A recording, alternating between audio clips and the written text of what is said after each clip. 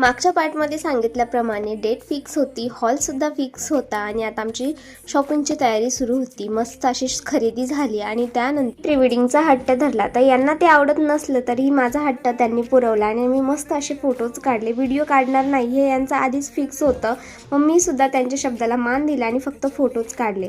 आता लग्नाचा रवा भाजला होता, मस्त पुऱ्या झाल्या, नंतर जातं मांडण्यात आलं होतं. छोटं मोठं का होईना आम्ही मस्त असं डेकोरेशनसुद्धा केलं होतं. छान छान व्हिडिओज तेव्हा काढलेले ते आज कामा आले. खायचे नाही हे मला बजावून सांगितलं होतं, तरी मी गपचूप एक खाल्ली होती, कारण पाऊस पडणार नाही हे मला माहीत होतं. कारण की जानेवारीमध्ये कुठे पाऊस पडतो का? आणि कोणी कोणी पुरी खाल्ली आपल्या लग्नाची मला खरंच कमेंटमध्ये सांगा. त्याबाहेर मस्त असा मंडप बांधला होता, सोबतच लग्नाचा गोंधळ सुद्धा सुरू होता.